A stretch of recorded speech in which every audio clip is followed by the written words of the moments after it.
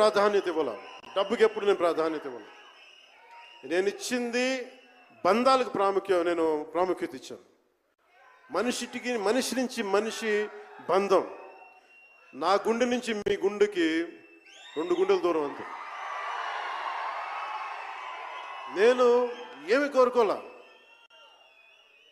చాలా కష్టాల్లో ఈ సినిమా చేశాం. పేరుంది, ప్రధానమంత్రి గారి దగ్గర నుంచి అందరు తెలుసు, కానీ దానివల్ల డబ్బులు రావు. మనకి డబ్బులు వచ్చే సినిమానే రావాలి.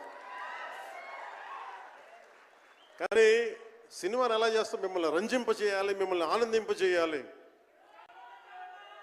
మనకి ఖుషీ లాంటి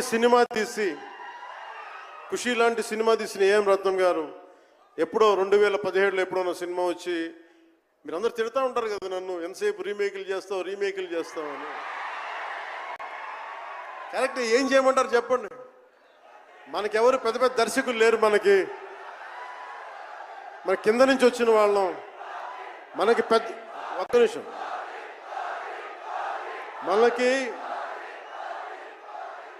మన సినిమాలని చెప్తున్నా, ఓజీ సంతోషం, ఇది వీరా మీకు ఈ సినిమా గురించి చెప్తాను మీకు. అంటే మనకి దర్శకులు ఎవరు లేరు. నన్ను అందరూ కూడా ఈ రీమేక్ చేస్తే వీడితో పని అయిపోతే డబ్బులు వస్తాయి, వీడికి రీమేక్ చేస్తే డబ్బులు వస్తాయి. మధ్యలో నేను చేసిన పాపం వల్ల ఒక ఫ్లాప్ తీసాను అంతే. ఆ ఫ్లాప్ తర్వాత నా గ్రిప్ రాలే మళ్ళీ ఫిల్మ్ ఇండస్ట్రీలో. మళ్ళీ నాకు నిలబడింది ఒక త్రివిక్రమ్ శ్రీనివాస్ నిలబడ్డాడు నా కోసం. ఆయన ఎవరో కూడా తెలియదు నాకు. ఎవరన్నా సక్సెస్లో వెతుక్కొని వస్తారు, అపజయాల్లో వెతుక్కొని వచ్చిన నా మిత్రుడు, ఆత్మ బంధువు త్రివిక్రమ్ శ్రీనివాస్ వచ్చి అప్పుడు జలసా తీశారు.